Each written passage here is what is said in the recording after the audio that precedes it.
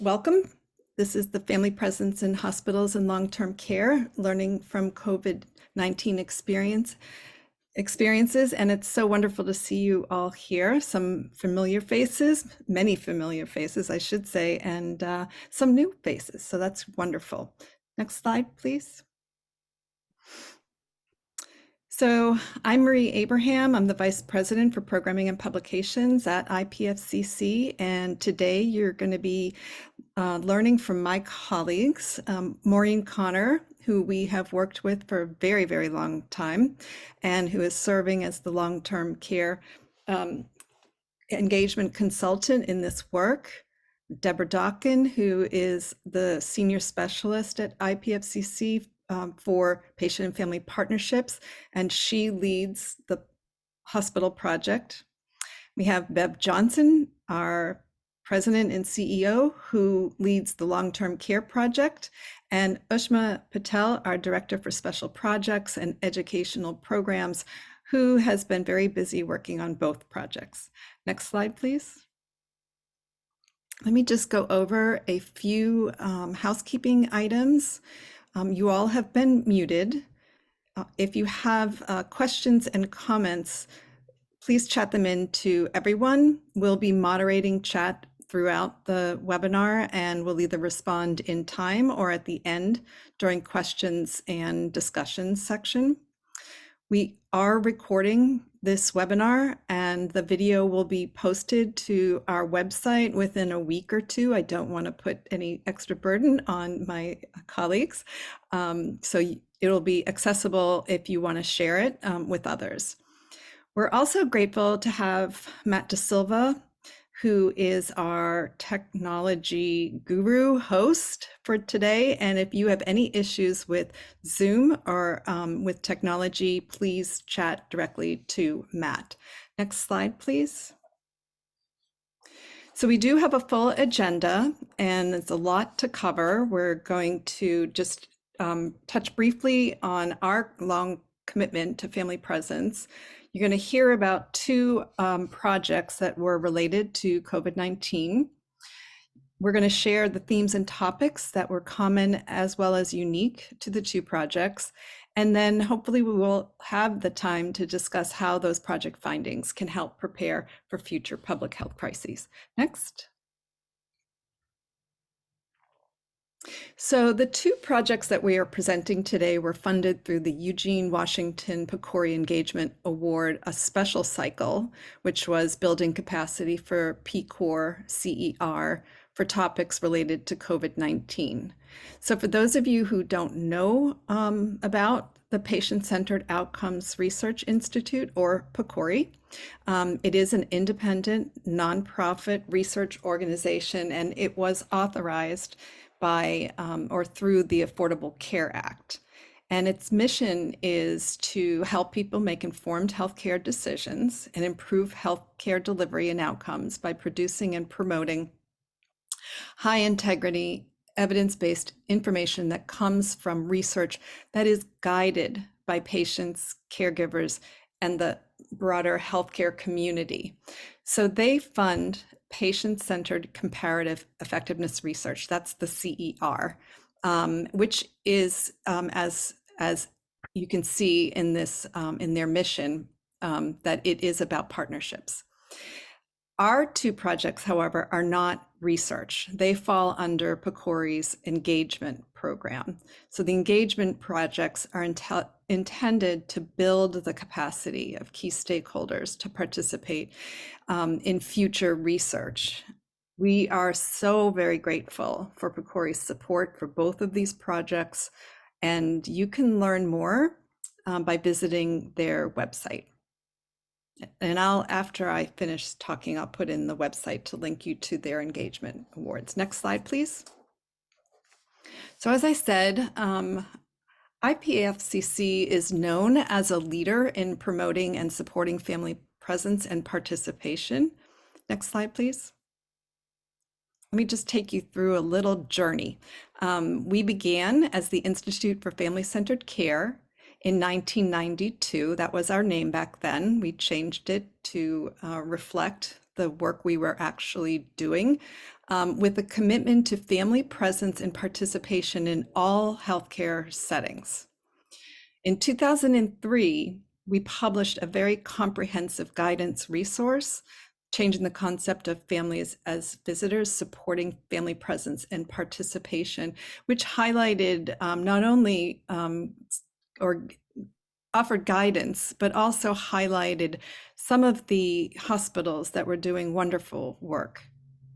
And then in 2009, during the H1N1 pandemic, if any of you remember that, a work group was formed at one of our educational seminars. And as a group, we developed, and then in 2010, we disseminated a set of guidelines for patient and family-centered approach to pandemic planning. So we've been at this work for a very long time. In 2014, we launched the Better Together Partnering with Families campaign and developed a very comprehensive toolkit providing strategies and tools. It's free and accessible on our website, and we'll put the link in there as well. For all the Canadians who are on this call, we thank you because you really pushed this campaign forward in Canada, so thank you. And so now we bring it up to the 2020s, and through a variety of projects, we continue to advance the understanding that families are essential to care quality, safety, equity, and experience. Next slide, please. You know, we learned so much from the SARS and the H1N1 pandemics, but the uncertainty of COVID-19 brought us all the way back. This is a hospital physician who says this quote, when COVID was hitting initially, nobody knew anything. You didn't really know what it did or how not to get it. And so it was just this awful kind of cloudy experience. I'm sure many of you can resonate, or this resonates with many of you.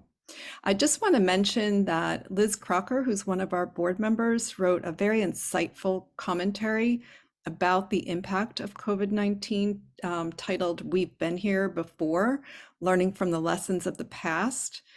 That can be found on our website, along with many other relevant resources in our special section devoted to the COVID-19. With that, I'm going to hand it over to Ushma. Thanks, Marie. Next slide. So I was actually fortunate to participate in both of the projects that will be presented today. For now, I'm going to provide a brief overview of the hospital project, Learning from Experience, exploring the impact of approaches to family presence in hospitals during COVID-19. As the title states, the focus of the project was about the impact of approaches to family presence in hospitals. What do we mean by family presence, and why is it so important? Our organization and many others believe that families are essential care partners for hospitalized patients and should be included as members of the healthcare team. Families have vital information about patients, positively impact the quality and safety of care, and are essential in transitions from the hospital to home. So during COVID-19, in efforts to stop the spread of infection, restrictions were placed on family presence and participation in hospitals. But what we are learning more and more about is that negative impact of those restrictions on care. And that is what we were exploring in this project. So as you can see, this project had 4 goals. The first 2 goals focused on preparation. So we prepared 3 health systems to engage in future patient-centered outcomes research about family presence. And then we prepared patients and families to share their experiences of being in the hospital during COVID-19 and the impact of restrictions on family presence. This ultimately helped us identify and prioritize research questions and identify strategies for engaging patients and families in future research. Next. The key activities for this project are summarized in the graphic on this slide.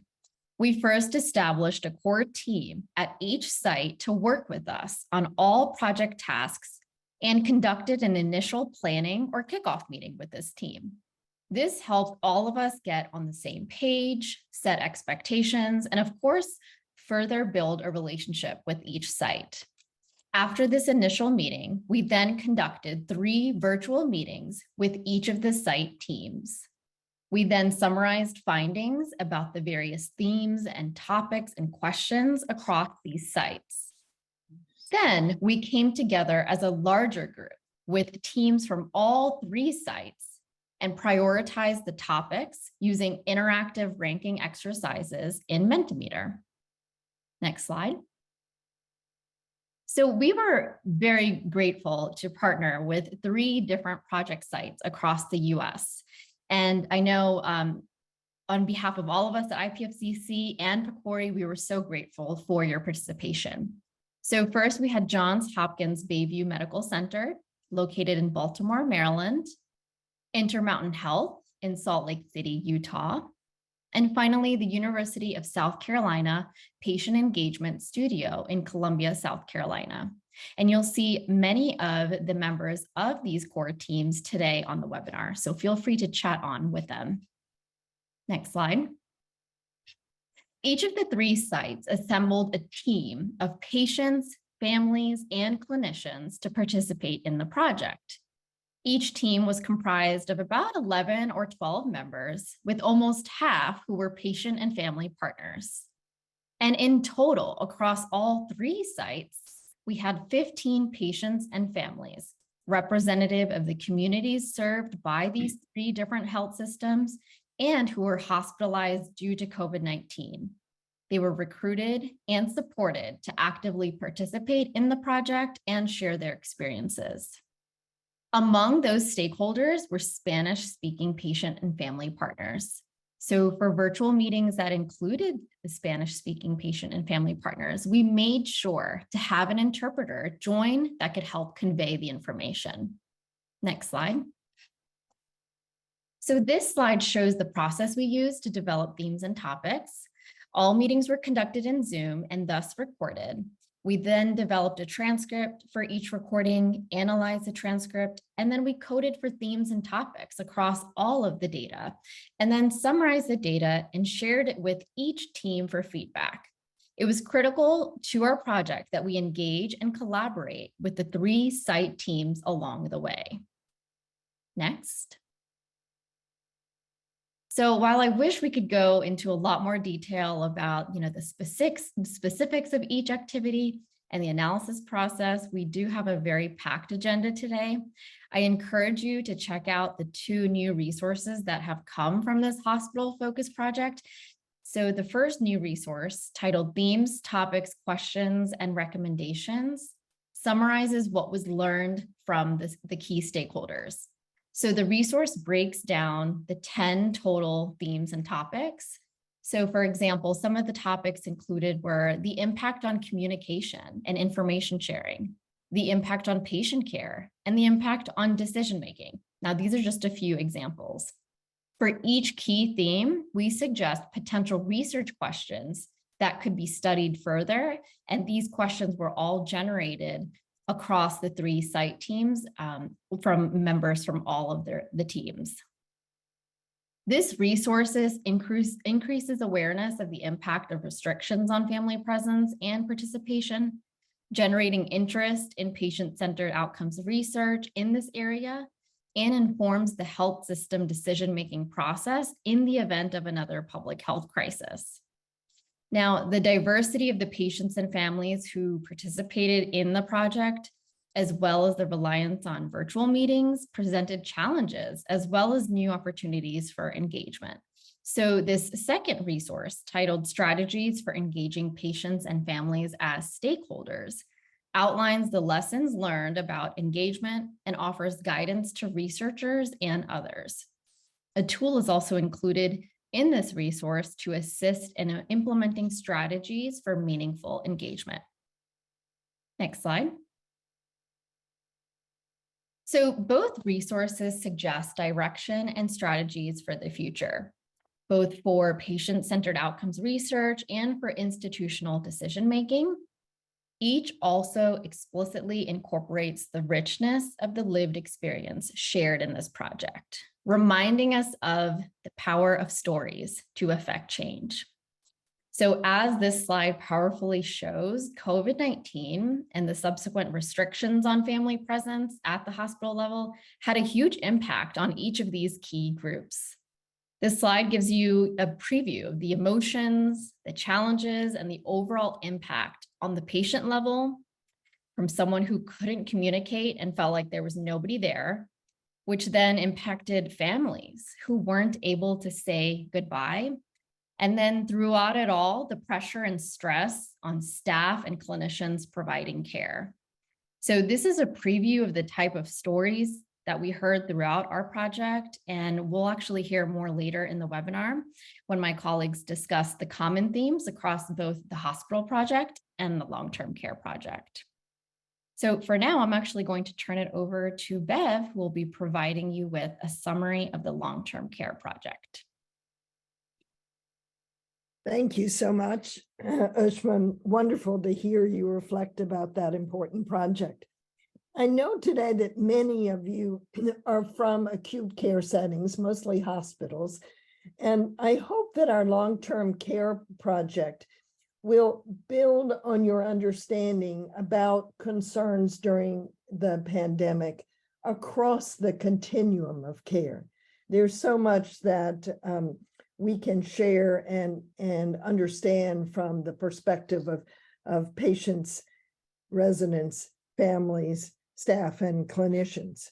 With this PCORI-funded engagement award, building capacity for long-term care stakeholders in COVID-related research, we developed partnerships to respond to the issues of profound social isolation and loneliness during the pandemic that led to harm to mental health and well-being of residents who lived in long-term care and their families.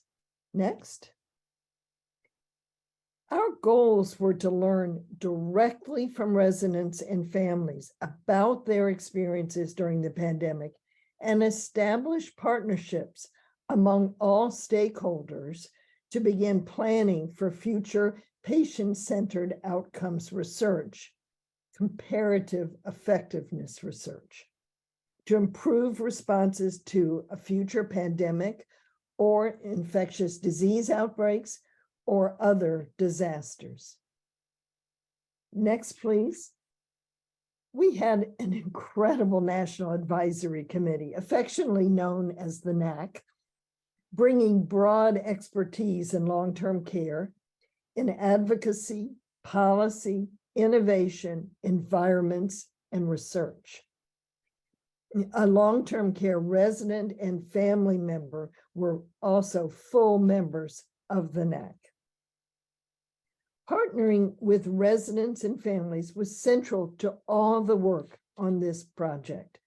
We needed to learn about their pandemic experiences and develop an understanding of the root causes of loneliness and social isolation, and then to develop topics and themes for research with the stakeholders that might inform future long-term care planning in ways important to residents and families, while ensuring the quality and safety for all. And I think that's really an important point, that we were learning directly from residents and families and other stakeholders about the experience, but we had to be concerned about quality and safety for all. And finally, we were going to partner and have been partnering in dissemination with the stakeholders. Next. We worked with 4 long-term care communities throughout the project. The diversity of population served and the diversity of regions represented across North America was important to us in the planning of this project. We work with Arch Care in the Bronx in New York, serving a largely Latino population. We worked with A.G. Rhodes in a suburb of Atlanta. We worked with Garden Spot Village in rural Pennsylvania. And we were also able to work with Providence Health in Vancouver, British Columbia. A supportive staff person was on our team throughout this 18-month project, based at each community, and they were essential to the recruiting and involving residents and families, staff, and leaders in this project. Next. This slide was first developed to introduce the project's key activities to residents and families and to show them how we would partner with them in learning about their pandemic experiences and developing topics and themes for research. We held small group conversations, stakeholder meetings, and an international stakeholder summit, all virtually, throughout the last 18 months of this project. Next, please. One of the most powerful meetings were with the residents and families in small group conversations. We planned and facilitated these conversations with residents in each of the long-term care communities, and then separate groups with their families to learn about their experiences during the pandemic and to gather their ideas about how we could improve in the future in pandemic response. They're powerful stories of isolation, loneliness, lack of communication, loss, and being surrounded by death, inspired and informed the development of topics and themes for future research. We were also humbled by their ability, residents and families, to recognize the caring and challenges experienced by staff and leaders during the pandemic. I now want to share two short video clips with you so you can meet two of the residents and family members we were so fortunate to partner with and learn from in this project.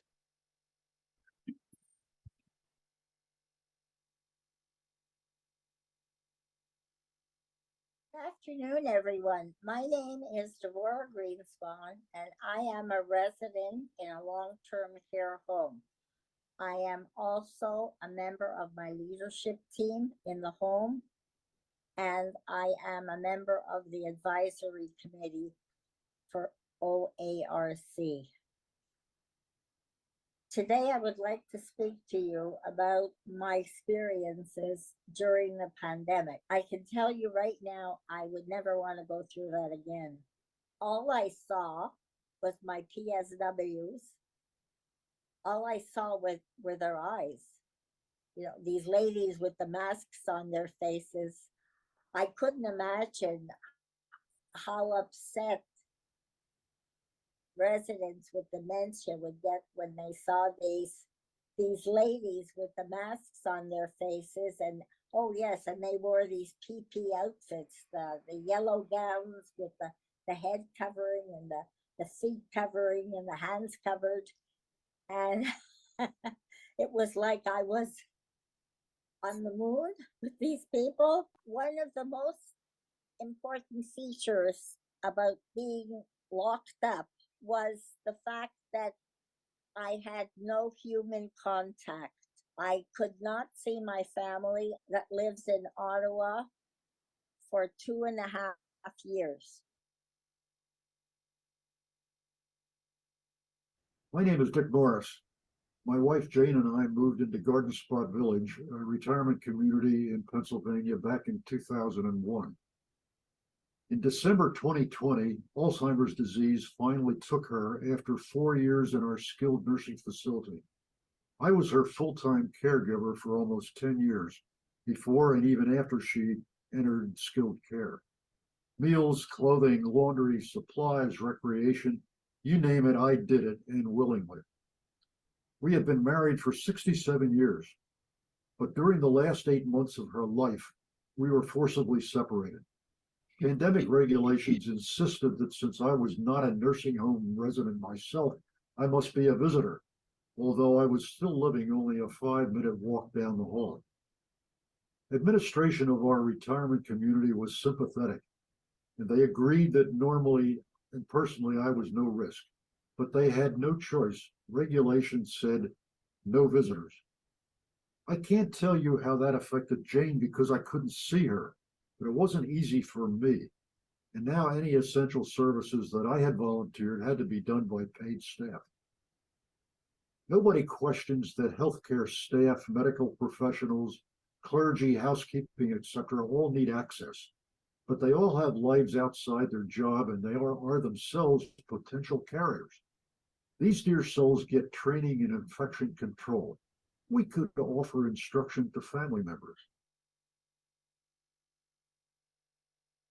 We learned so much from Dick and Devorah throughout this project, and I continue, and I hope you carry their voices with you as we think about how we can do better, because I know we can do better.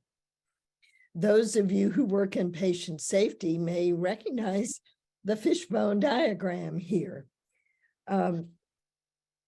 We conducted a root cause analysis based on what we learned from residents and families to identify the root causes of this extreme social isolation and loneliness. To make the fishbone diagram, because it was going to be used by residents and families and other stakeholders in developing research topics and themes, we developed this as in a poster format with very large font so that residents could read it. And our root causes, we identified 4: the enforcement of no visitation policies, and I always want to put that word visitation in quotes, for families and friends; lack of self-determination by residents living in long-term care, their home; no opportunity for resident and family participation as partners, really, in planning pandemic responses; and lack of sufficient and consistent staffing. The root causes really informed our development of the research topics and themes with stakeholders. We developed 2 new long-term care resources, one describing 15 topics and themes organized in 6 categories, grounded in what we learned from residents and families. The second resource outlines how we did this work and describes promising practices for how to involve long-term care communities in collaborative approaches to early research planning.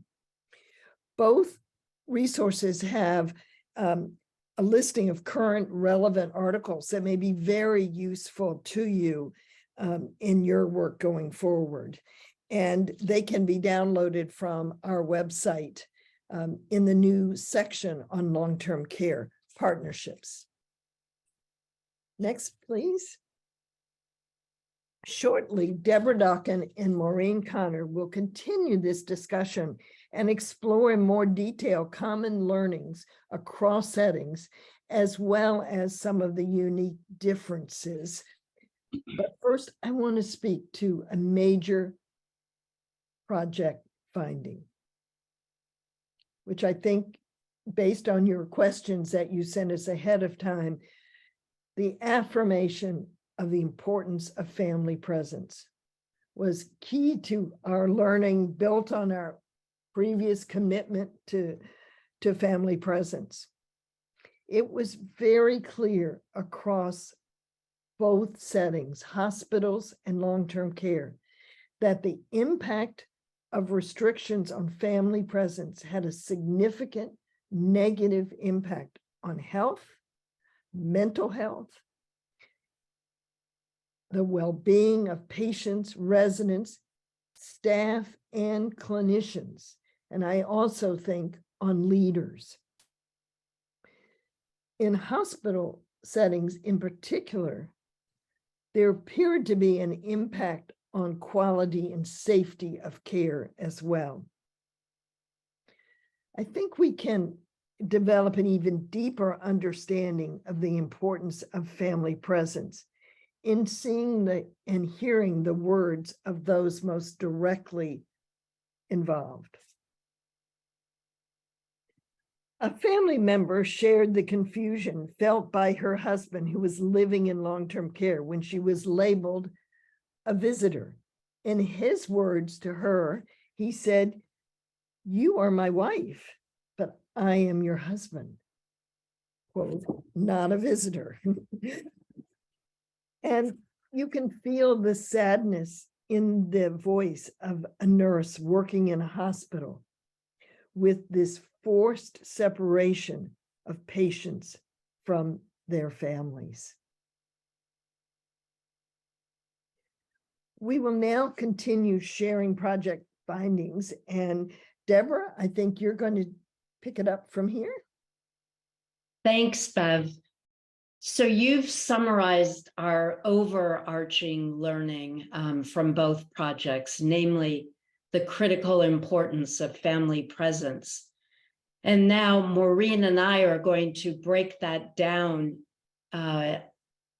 into 6 more discrete themes or learnings. So the first one is, and Bev has alluded to this, that the restrictions impacted care and negatively. Without actual physical presence, families could not provide direct care and support activities of daily living, for instance, feeding and dressing. And you heard about this in the second video where Dick Morris described what he had previously done for his wife, but could no longer do during the pandemic. Families could not provide comfort like touch, support, and companionship either. And families could not advocate for their loved ones in the same way when they weren't actually there. And important decisions were often more difficult to make or even were delayed. But now let's hear again directly from patients and family members themselves. So in this first quote, we learn that without the presence and touch of loved ones, residents and patients actually declined, both physically and mentally. And in the second quote,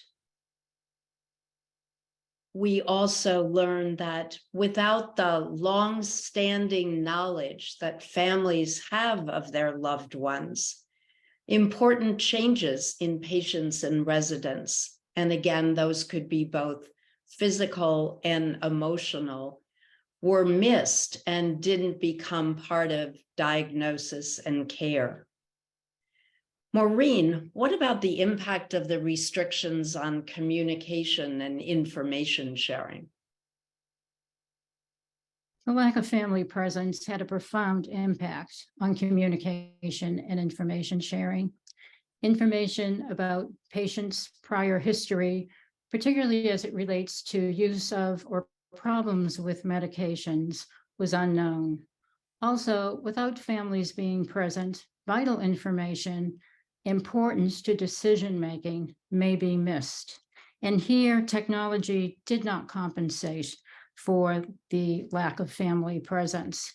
And I think, Deborah, you alluded to some of this in your earlier comments, but thinking about a family member being present at either a patient's bedside or in the room of a residence within a long-term care community, they can see subtle changes on a daily basis if they're allowed to be there. And these changes can clearly be communicated to the team. So this was really lacking. Lastly, lack of information contributed to depression and fear of death. So in the words of patients, next slide, please. This first patient received medications to which she was allergic to, and she emphasized the struggle her husband went through trying to get a fax number so that he could send this critical information to the hospital. Another patient was deeply concerned when she could not have a family member with her in the emergency room. And this family member was someone who had always communicated quite accurately this patient's health history. Lastly, we see the words of a Spanish-speaking patient. And in this situation, she was informed that not only were there no beds, there were also no interpreters for her. Similarly, residents expressed concern. One resident said, all of a sudden, people have gone and disappeared. This was particularly stressful. And another resident said, I lived in isolation throughout the pandemic and didn't know what was going on. In this situation, when the patient finally could go to the dining room, when dining was resumed for all residents, the first thing he did was scan the room to see who was alive. How frightening is that? The last residents, I think that they shared with us what they could, but obviously they knew that things were really bad. And here this speaks to the lack of transparency. Okay. Another theme was how the lack of family presence affected the well-being of patients, residents, and families. This first bullet for patients and residents, it was frightening to be isolated, particularly separated from family and friends. And I think this held true, particularly if you were sick. I think that hospitals, as we all would recognize, are scary places to be. So just couple this with the pandemic and how fearful it was to be there heightens the level of anxiety. Secondly, families could not advocate for patients and residents effectively. In one instance, a family member of a resident reported that he repeatedly left messages for the long-term care community, and none of these messages were returned, no phone calls back. Families felt powerless because there was so little they could do. And when visiting resumed so that there was one family member able to be at the bedside in a hospital, that family member didn't have other family members with him or her to provide that level of support. So that was clearly missing. And lastly, changes in staffing or not being able to recognize staff in PPE was extremely difficult.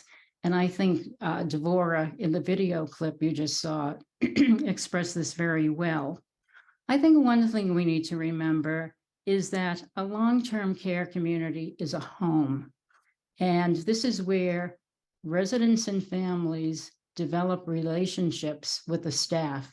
So suddenly, when staff were no longer there, the residents and family members were left wondering, did they resign?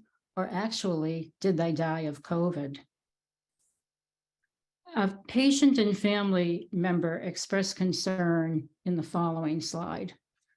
This first family member speaks to how devastating it was because the family member could not be by her loved one's side. So she suddenly had to trust the professionals, and that was very hard for her. A patient also expressed how depressed he was, and even got to the point where he thought, should I even have gone to the hospital at all? A family member and a resident also expressed concern. This family member noticed how his aunt's level of depression increased and expressed how the isolation almost did her in. And the other resident spoke to the fact that he was an introvert anyway, but just felt so alone. And he was struggling with depression as well. So Deborah, what about the well-being of staff and clinicians? Was it also impacted by the restrictions on family presence? Absolutely. And we certainly heard that so powerfully in both projects, that the impact was huge on staff and clinicians as well. And I think this slide is an example of that phrase, a picture is worth 1,000 words, because to me, the photo of the clinician there shows someone who is both exhausted and discouraged. Staff miss the essential role that families play. And we learned in the long-term care project, some staff, as well as families, even expressed interest in formalizing or legalizing the role of essential care partners. Staff found it difficult to be the gatekeepers, be the ones who actually had to limit access and explain the restrictions. And staff were also distressed that they could not provide the kind of care they had before the pandemic, or the kind of care that they really had signed on for when they chose their profession. Finally, staff recognized that they could not do their own jobs and also try to fill the shoes of family members as care partners. And then I think we all know, to exacerbate this situation, nursing and other staff shortages, which began years earlier, were worsened by the pandemic. And we are hearing more now that this is leading to lots of burnout and even PTSD. But again, the actual words of staff and clinicians really illustrate this so well. So in the first quote here from a long-term care community, we hear about the distress of staff caused by watching or witnessing the suffering of residents, patients, and families. And then the second quote from a hospital nurse, I think really communicates utter powerlessness that was experienced by staff and clinician. This nurse talks about watching people get sicker, even watching people die. And she says, there was absolutely nothing I can do. And I can't imagine feeling more powerless than being in that situation. So Maureen, that last quote that makes you kind of take your breath in, the nurse talked about, she was holding an iPad. How helpful was technology in connecting residents and patients with their families? I think that although technology was of some help, virtual calls clearly were not the same as physical presence. When you think about being physically with a loved one, you can hold their hand, you can embrace them, you can whisper a private thought into their ear, and all of this was lost through virtual technology. It was also challenging for those who lacked experience using technology, and coupled with being with people who are very sick or have visual, hearing, and or cognitive impairments, it was the trifecta, I think, for difficulties with technology. Oftentimes, it was not helpful for those who have limited English proficiency. And lastly, devices initially were not available in adequate numbers. Then finally, when more devices were accessible, there was a shortage of staff, and the staff were needed to support patients and residents in their use. So that became a real issue. The internet was also problematic in some respects because oftentimes if you're using the internet at home, it can fail. And I think many of us have had that experience. And lastly, it was not accessible to everyone, particularly in rural areas where there just is not the availability of the internet there. So the voice of a hospital nurse and family member of a resident, I think, express well some of these issues. The hospital nurse talked about trying to communicate on the phone with a fan blowing in the background, making a loud noise. The fan was used to maintain negative pressure in the patient's room. And it truly became problematic. It was very hard to even hear someone think. The other issue along these lines is the lack of privacy. When you think about the ER, how much privacy does someone have there? Or in a double or 4-bed room, and you're trying to have a patient with the nurse's help talk, on an iPad, really challenging. The other quote here from the granddaughter of a resident, her grandmother was 106, and she would hit the mute button and of course wouldn't unmute herself. And it wasn't until perhaps a nursing assistant came into the room to gather the iPad for the next resident did she realize it was muted and that call was over. That iPad was no longer available for her. But I would like to share a good news story about this resident. She's still doing relatively well, and her granddaughter has reported that the family now has Zoom meetings once a week, and her grandmother is an active participant. So I think with the use of technology, more people are becoming experienced with its use. And I like to end on that happy note for technology. So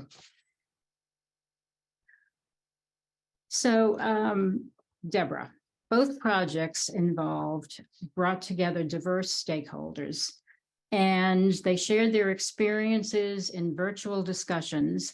So what did we learn from that? I think often it's felt that it's not a good idea to bring together patients, residents, families, and staff to discuss difficult topics. And certainly the pandemic would fall in that category. And there's apprehension about doing that because people fear that the results will be negative, that different parties will be critical of one another, and that the overall results might be negative. But both our projects included diverse stakeholders, as you know from the early descriptions of the projects, and we found the opposite to be true, that sharing experiences had enormous benefits. The shared experience of the pandemic actually transcended other differences, including those between patients, residents, and families, and staff and clinicians.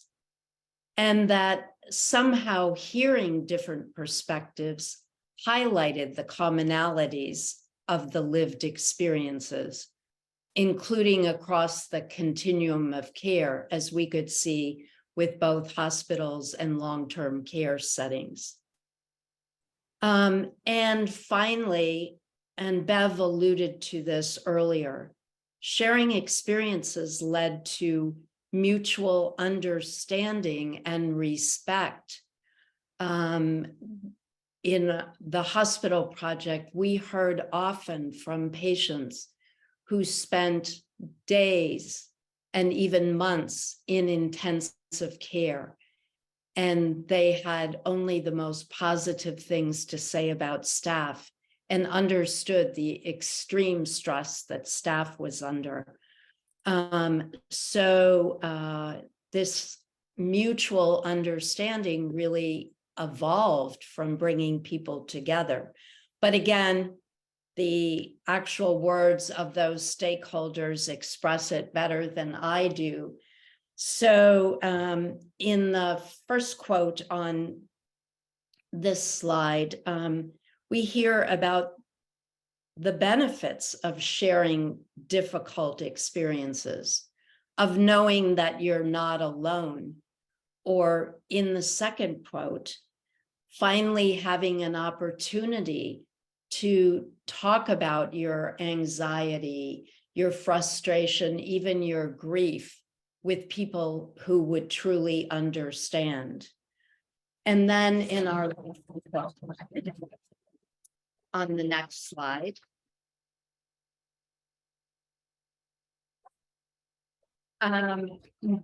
this is from a staff member in long-term care. And she speaks about some other benefits of sharing experiences. The first, really the pride of stakeholders in being involved or engaged in projects or initiatives like the two we've been talking about. And then secondly, the new understanding and respect I mentioned before, but even seeing patients and residents in new light and seeing their strengths as opposed to weaknesses as they are in this new role. So before we close this part of the webinar and hear from you in the discussion segment, we wanted to share a final learning related to the need for structures for partnerships, and a learning that shows an important difference between the settings of the two projects, namely hospitals and long-term care communities. Hospitals have a longer history of structures to support partnerships, especially patient and family advisory councils. And although they were not used as extensively or as effectively during the pandemic as they might have been, at least they were in place. But the same is not true for long-term care communities for the most part, having those infrastructures solidly in place. So moving forward with more engagement of stakeholders, especially patients, residents, and their families, infrastructures like this must be developed and supported. And finally, as we have done throughout this webinar, we want to end with the words of one of the many stakeholders who generously shared their lived experience with us during the two projects. This staff member's words, I think, bring us full circle to the beginning of the webinar, where we talked about PCORI and its mission to engage key stakeholders in all phases of research, with the hope that this is a clear direction for important change. And now I'm going to turn to my colleague, Marie Abraham, who's going to talk about some resources and facilitate the discussion. Great. Thanks, Deborah. Thanks, Maureen. Thanks, Bev, Ushma. Great presentation. Even though I've been in these projects and know what was coming, it's still lessons learned for sure. So you heard a little bit about the resources that we developed as part of the two separate projects. And these resources were designed to share the lessons that we learned and guide you and others in planning for future research, also in improving the systems of care, whether that's in hospitals or long-term care communities. So the hospital project team developed two resources. Ushma referred to them briefly. One is a summary of themes and topics and potential research questions and recommendations for addressing the issues that surfaced from our discussion meetings with patients, families, researchers, clinicians, and staff. It also provides a description of and link to tools designed to guide future decision-making about responding to future public health crises that affect family presence and participation. Bev and Deborah were instrumental in developing that tool. And the second resource describes what we learned about engaging patients and families in this process.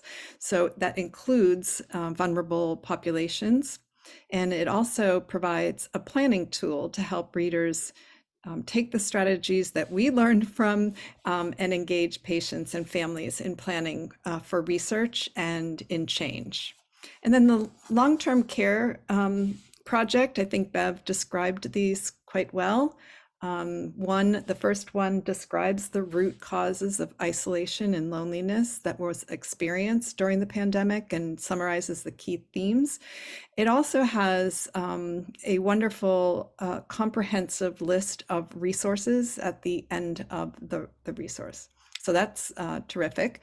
Then the second resource offers an overview of the approach and the activities that were used to elicit the long-term care stakeholder involvement in planning for research. That was related to the social isolation and the loneliness that was experienced by them during the COVID-19. And again, there's resources at the end of that list. Next slide. So for those of you who are interested in continuing the discussion about how hospitals can better address the issues that were presented today and plan for responding to future pandemics, Deborah, Ushma, and I will be facilitating an informal conversation. So different than a webinar, it's very interactive. And we will be talking about family presence in hospitals. Where do we go from here?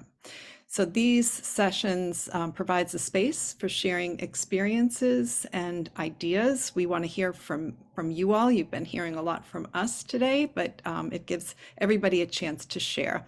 And it's scheduled for April 25th, which is next Tuesday from 12 to 1. So please, if you are in the hospital arena, join us for this lively conversation. And with that, I think we have one more slide. Is that true? Nope, we're going to go into discussion. For those of you who have to drop off, because I know that this is at the top of the hour, Ushma, if you could share the link for the survey, just in case if people have to drop off, they can click on that link. You'll be getting an email as well after this presentation.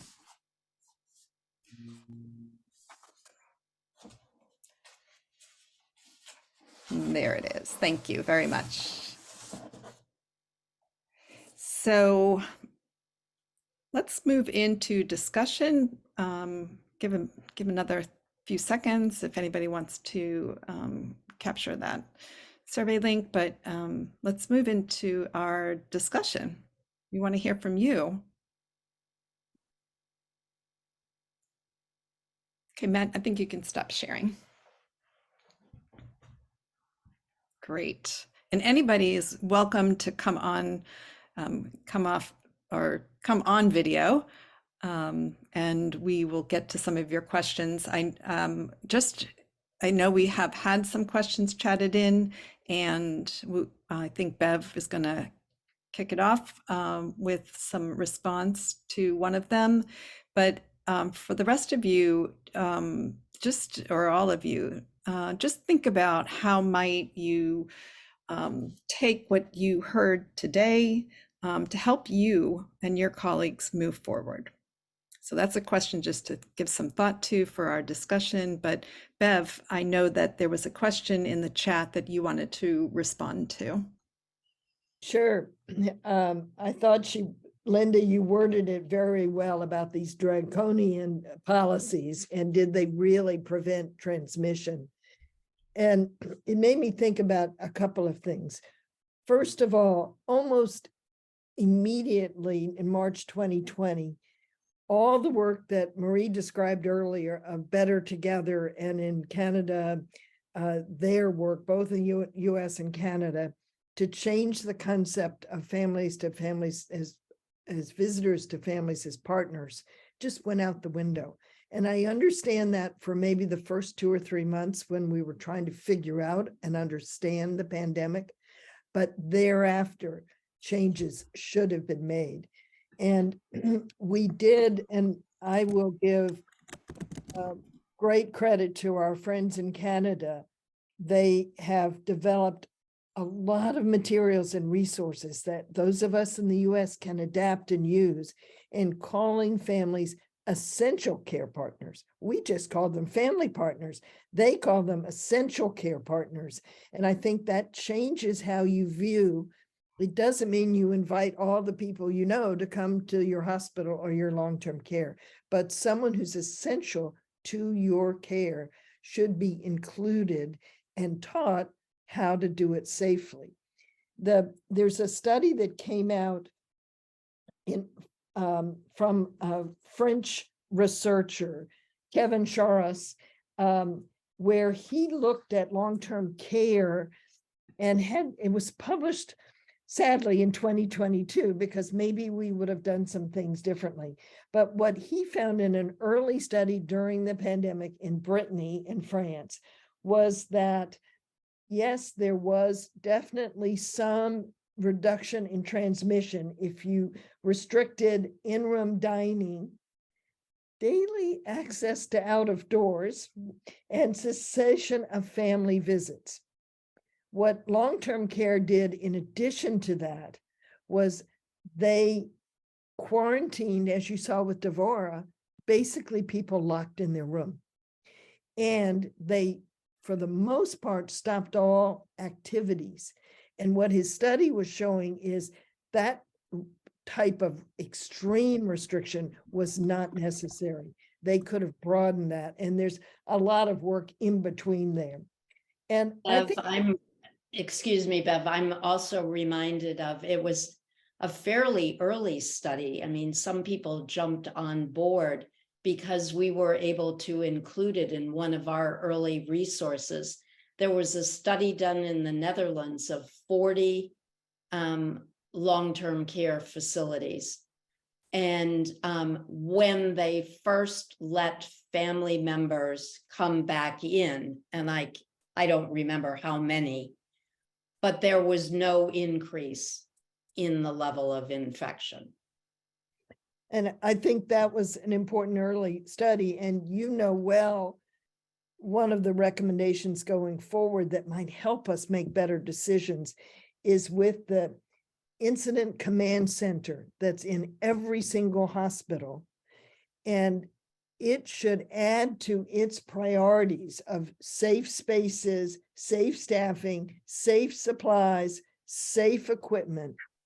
And I bet you all could fill in the fifth one. What about safe family presence? And think about how we would implement that and what a difference it would have made to people's experiences and their health and mental health from the last few years. Back to you, Marie, or others that may have other questions. There was a question about did we get quantitative data?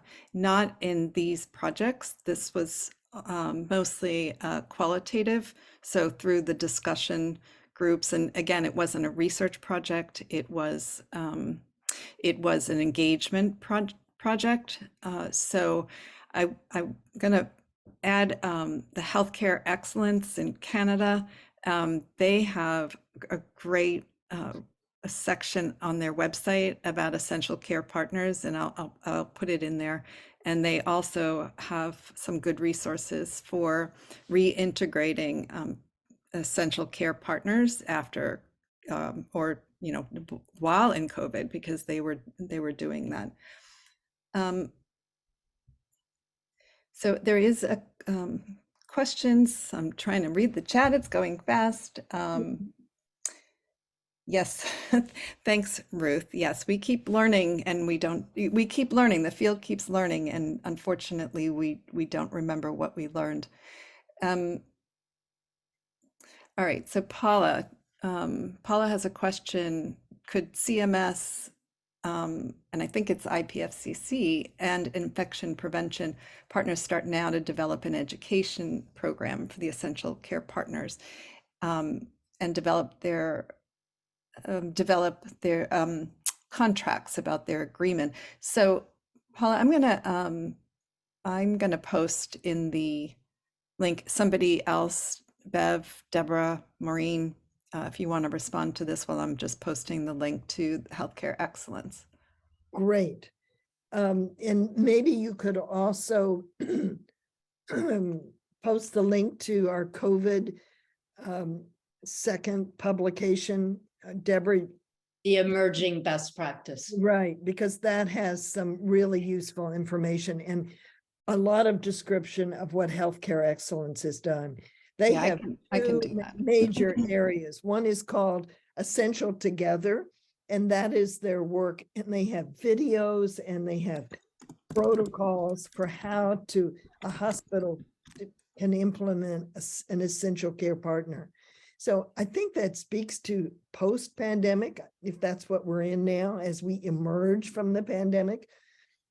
I think hospitals need to go back and certainly long-term care as well, and look at their family presence policies and practices and rewrite them with this new understanding. It may have to be gradual because of our current issues with the workforce, but this is a better way to work. And so we want to get the language right. So the healthcare excellence has the essential care partners information, and then they also have long-term care resources where they have brought together more than 1,500 long-term care programs in Canada, and they have many useful resources there. So we have such respect for our colleagues in Canada. Thanks, Bev. And we still have some more questions coming in. And Ushma posted the link to the site for the tool that and resource that Bev was talking about, and I posted, or am posting, there you go, the healthcare excellence section on their website for essential care partners. So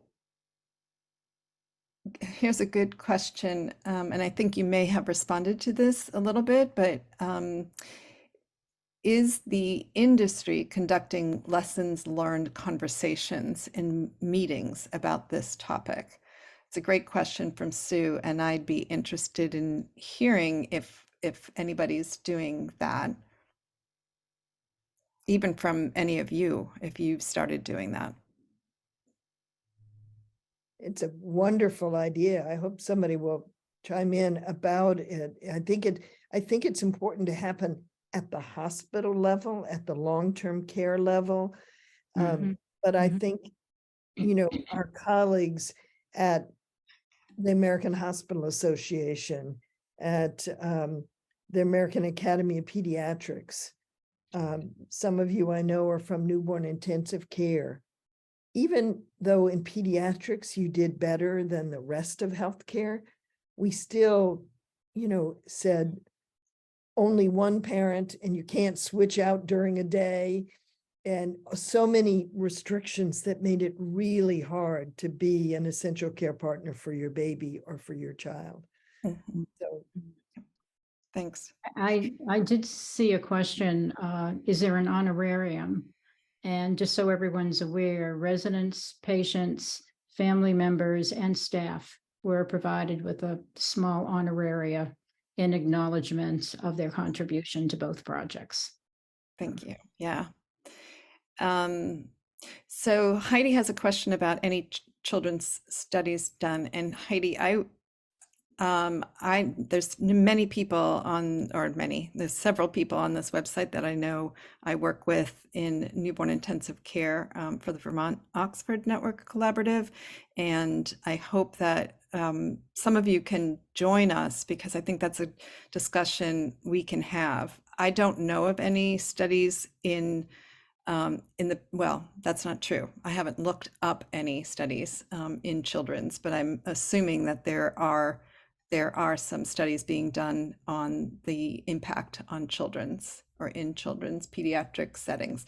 Linda, you have your hand up. You have a question, you can unmute. Yeah. Thank you. Thank you for this presentation. Very much appreciated the information. In a previous life, I worked at CMS, and so I'm always interested in how the research, I know PCORI is feeding a lot of that back to decision makers at CMS, but also to state nursing home licensure agencies around what new policies can be made. Somebody had mentioned legislation in the chat, but I think that having CMS and state agencies weigh in on what they consider to be best practice and what would not put someone's status in jeopardy, a nursing home status or a hospital's status in jeopardy by following these guidelines. Yeah.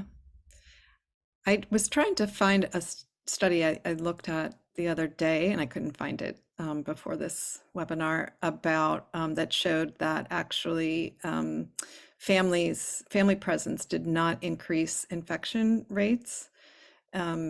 It had to do more with, and I don't want to put blame on staff, but staff go in and out and in and out, and so they basically said at the end of the article, there's no reason for us to be holding these restrictions. So I hope there's something that we can do in the future about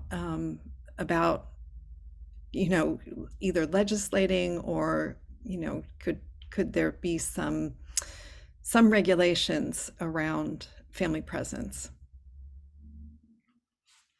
So, oh my goodness, we have Marie, I think. Yes. Oh, okay. So I think so Ruth, I don't know, Ruth, if you want to come offline. I know we have 2 minutes left, but it would be great to hear about what was done in New Hampshire. Hi, can you hear me? Yes. Good Great. to see you, Ruth. Yeah, I don't have the information in front of me, but right towards the end of the pandemic, New Hampshire protected the right of people to have I guess you would, if you want to say visitor. And so our hospital at that point had to change its policy pretty rapidly in response to that, to make sure that people could have someone. And we did get into that detail of what an essential care partner constitute and how to manage that. It was a lot of management in terms of having to create a lot of sign-in for people and checking people in and out through the day. So that was I think a lot of staff effort, and eventually when we did go back to sort of a more open visitation policy, that was in some ways easier. But making all those transitions was really very challenging. Yeah. Well, thank you. I think given our time, is there any last comments before we sign off? It's 2:15. I want to thank everybody for joining us today. And as we said, please join us if you are in the hospital arena. If that's an interest of yours, join us for the informal conversation. So great to see everyone, and thank you.